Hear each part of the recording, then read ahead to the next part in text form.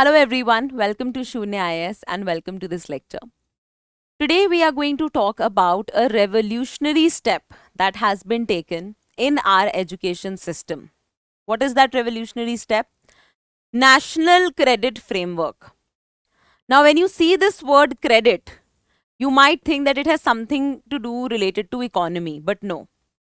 This is related to your education and this comes from the National Education Policy 2020, which was introduced and it was widely acclaimed as being a revolutionary step in our educational journey. Now, what is National Credit Framework? See, our education system unfortunately has been such that we are always in a race, right? You must have seen the movie Three Idiots also, and you must have seen that how it is always, the education system has always been that it is running forward and you're always trying to catch up, when it comes to a particular subject, when it comes to a particular class, you're always trying to catch up. With the National Credit Framework, what the government is essentially trying to do is to make a comprehensive record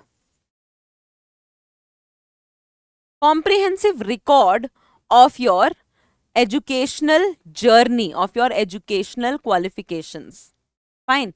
Before moving forward, I would just like to make a mark over here that if you are looking for the notes from this particular class, if you're looking for the notes from this particular class, you have two options. Either you can go for the Shunya books, and this particular topic you will find in GS2 book, or you can go for making handwritten notes. Okay, I'm telling you in the beginning of the class itself so that there's no confusion.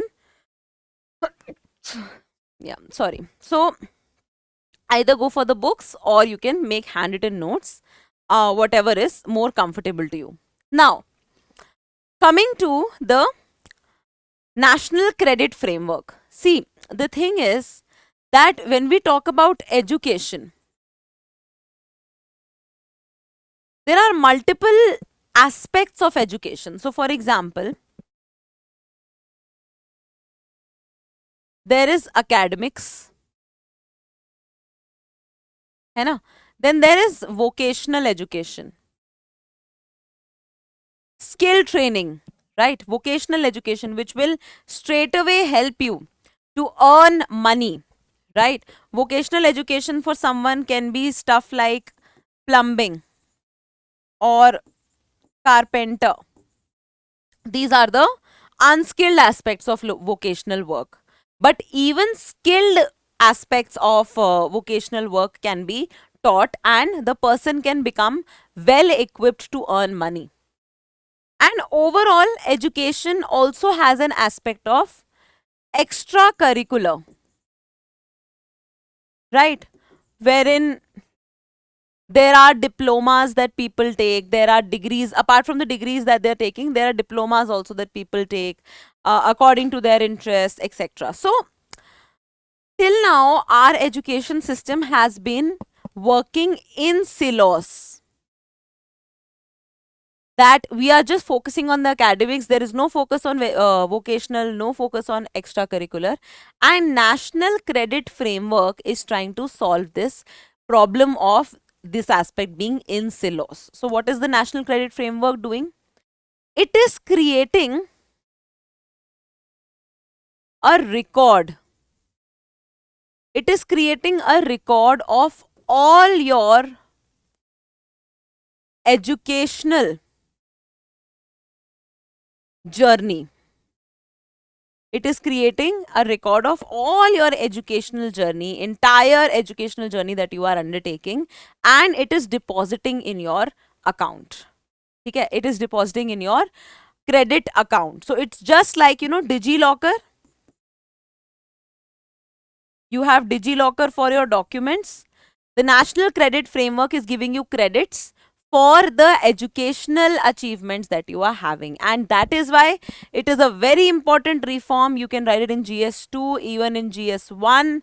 The steps taken for the improvement, social improvement, and national credit framework is one of them, right?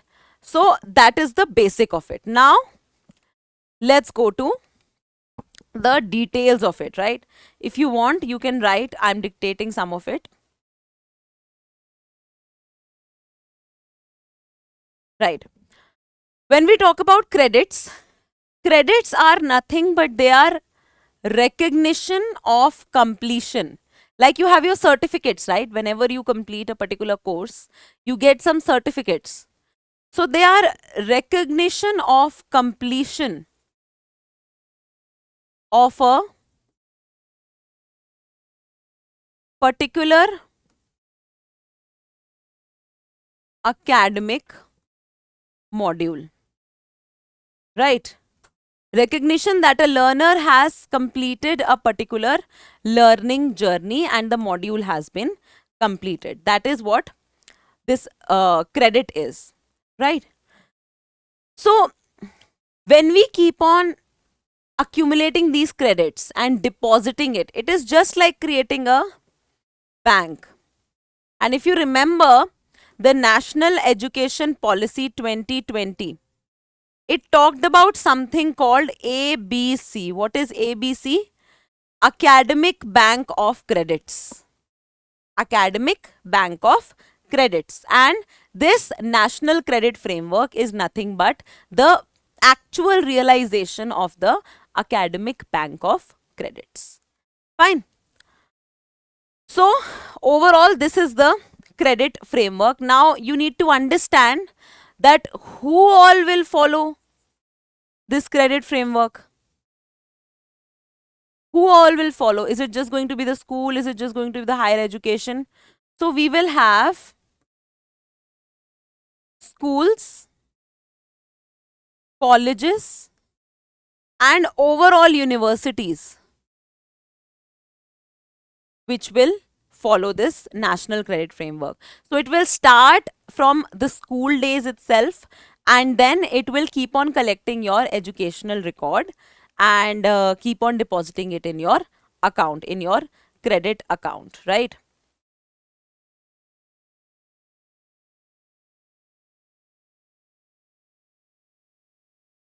Okay.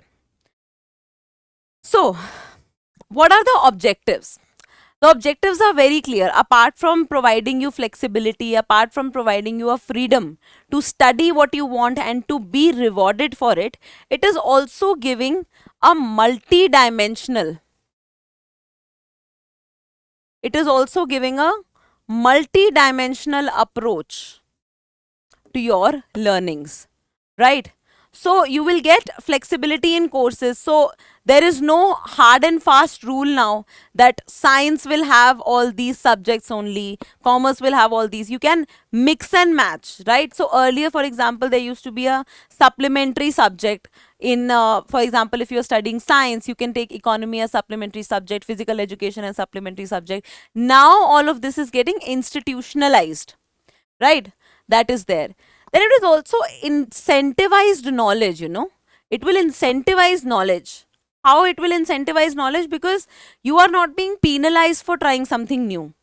You are being rewarded for it. Your work, let's say you want to do something in sports or you want to do something in arts, institutionally, you're not being penalized for it, right? You are being rewarded for it. And this is very important to enhance the overall quality of our population. Then it will also support dropout. See, dropout, we see dropouts in a very negative light, but we need to understand that dropouts also have a reason.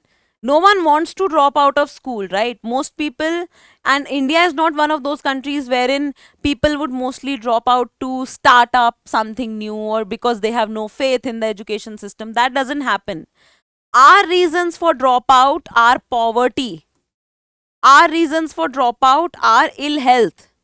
These are our reasons, right? And when these reasons come up, it is the failure of the state. So if because of some reason a student has to drop out of the formal education, that person should not have to restart his entire journey. Whatever credits that person has earned should be there supporting, and then the person can move forward. Fine.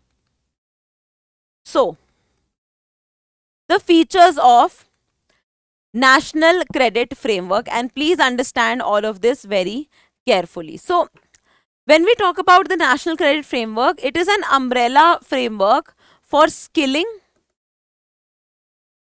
reskilling, and upskilling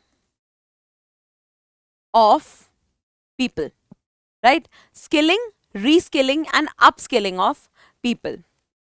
It is creating a credit system. So, for example, if you deposit a particular amount of money in your bank account, it will stay in your bank account for perpetuity, right? There will be some deductions in the form of charges, etc. Similarly, in the academic bank also, the older your credits get, the more difficult it will be for you to get into the formal academic system. But even then, your credits will not leave you, right? So these credits will start from class 5 onwards, which is a very early age. So when as soon as the primary stage ends and the elementary begins, it will start. It will also recognize prior learning, and you would be knowing this is a very important feature of most of the initiatives that are coming. So for example, even for Pradhan Mantri Kaushal Vikas Yojana, they have a recognition of prior learning module to them, that whatever skills you know in advance, they will not get shunned off, they will be recognized. One credit framework is also being established now throughout, whether it's your school, whether it's your college, whether it's your university, whether it's your diploma, whatever it is, it will be acknowledged through the one credit framework. Fine. They all will be integrated. The silos will be broken. So you need to use this terminology. Then there will be uniformity. Very important. Multiple entry and exit points will be there. If there is a family emergency, if there is something wrong with your health, you can take that break which you need, and then you can re-enter. Then notional learning. It is not just something that is for formality, right? It will keep on making your learning a lifelong process, right? That is there. Academic Bank of Credit, ABC, as I told you, and a knowledge locker will be created for every student to create a repository of their record. These are the needs or benefits, and it's difficult that you will get a separate question on this, but yes, you should be knowing as a part of your current affairs. Even it can be asked in your prelims, that what will, because prelims is going more and more towards the philosophical aspect of it, so you can be asked what are the advantages, right? So for students, there is flexibility, creditization, and this is a model that is followed in the West, and it works well in the West, right? There is no train that you have to catch. You have to move at your own pace, and you will be recognized. Lifelong learning will happening, distinction will be removed, and holistic education, core learning, and it will also facilitate the transfer of students. Right? So if someone wants to change their college, if someone wants to change their school, it will be easier to understand the record of that particular student. Right? And even for that matter, when a student from India wants to give a application for a university abroad, they will be better suited for that. The university will be able to understand their credentials in a better manner. For institutions, it will lead to unification of higher educational institutions. It will lead to collaboration between institutions, right? Because see, right now our school system and our college system are two completely different worlds. They are not interacting with each other. They're not talking to each other. They're not knowing that how a person from class 12th has suddenly transitioned into college, and how we can make this transition easier for them, right? Research and innovation will be increased, promote various forms of learning overall. For industry, foundational skills will be built. So basic, for example, reading or typing are also some skills for which exams are taken, right? So when we talk about stenographer exam for the government of India, we see skills like typing. So that also is not available to everyone. So these foundational skills are built. Reskilling and upskilling is done, skilled pool is created, and employability is also increased. And for the government, it is enrollment of students, vocational education, and overall our universities will be having an Atmanirbhar approach, schools and universities. When we talk about way forward, you would be thinking that why no challenges over there. The challenges are basically just the logistical challenges, right? Because we don't know how such a system is going to operate. That is why the challenge will be just initial, that how to create, how to perfect the logistics behind it. Otherwise, the idea, the approach, all of it is understandable, right? So, way forward, we need to incentivize knowledge and skills. So, co-curricular should not be a burden on the student. Co-curricular should be built in the way student is taking forward his or her studies. So, co-curricular has to be there. And public consultation in this entire model is very much important, right? So, the academicians, they need to give in their view that how this system is going to work, right? So constant public consultation when it comes to the knowledge locker and things like that, it needs to be done. So I hope you're clear with what is the national credit framework. Very important revolutionary step that has been taken. It will increase the literacy level, it will increase the enrollment level and the retention level of the students as well. So I hope you derived some value out of it. I will see you all in the next lecture. Thank you for watching.